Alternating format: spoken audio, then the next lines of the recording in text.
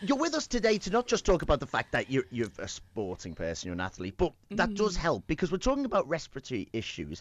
Tell us your situation, because you've struggled in the past, haven't you?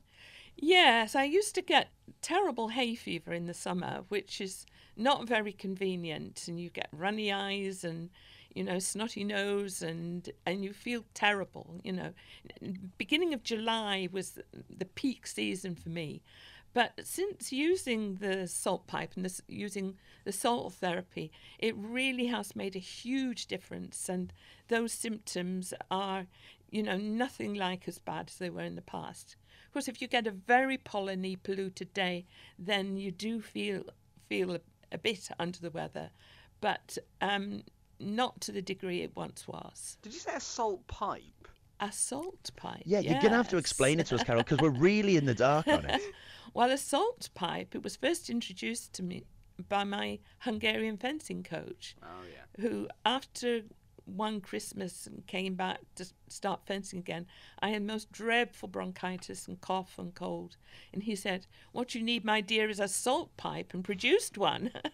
Wow. And it's a little ceramic gadget that looks like a little inhaler. And it has a mouthpiece, and inside this little thing, which is like a oversized pepper pot, I suppose, with a mouthpiece, there are contained salt crystals.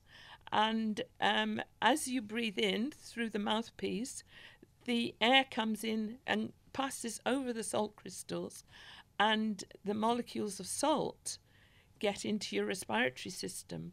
And just like, maybe your dad used to gargle with salt and water when he had a sore throat, this is the same sort of thing, but the salt is getting into all your sinuses and into your upper respiratory tract, and really is very, very helpful in relieving symptoms. Oh, that's what I'd tell the police anyway. Yes.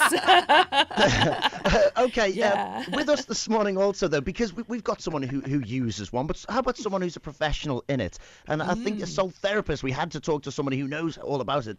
Yes. Ritz Satira is with us. Morning, Ritz. Hi, how are you? Yes. Great, thanks. Now, you've got a degree in material science, so you know Yes. the sciencey part. Tell us what's going on with salt therapy. The salt therapy is used for a long time in the ancient remedies by the Greek people, and it used the conception of the inhaling the salt vapor into the lungs, and the salt have the antiseptic properties, and it helps for cleaning the process inside the respiratory system, and it helps like detoxify your lungs and revitalize your lungs, because the minerals from the salt crystal contain not only the sodium chloride, it contains lots of mineral because it been formed in the salt cave, and it helps to maybe reduce some inflammation and things stuff like that. Yeah. Rit, does it taste nice? That's a good question. It tastes when you inhale the air looks similar like you go to the seaside, you inhale the fresh salt air. Yeah, makes sense. Yeah. Can you get different flavours? What salt flavour? No, but you get like Himalayan salt, you get rock salt, you get other salts, garlic salt. Like, can you try? Yeah, the salt when you inhale it, you feel like little sweet and fragrance from the mineral, because it's come from the rock salt. From the salt cave. I am genuinely so intrigued by it. And there are amazing. plenty of people who suffer right across as it comes up to the summer. So I think it's really intriguing. Rit, have you got a website for us where someone could read more about salt therapy? Yes, we have. The website is thesaltpipe.co.uk. Okay, great. And Carol, just quickly, we've got to end on one Team GB issue, seeing that you've represented the country. We've got the Winter Olympics, Team GB. Just, okay, quick fire questions. When you watch other Team GB athletes, do you want them to win or do you want them to lose so yours stays more precious for being a champion? Well, I've never been an Olympic champion, so I wouldn't know about that. But I always want them to win, of course. That's what we want. As an athlete, do you think darts is a sport? I think the jury's out on that one.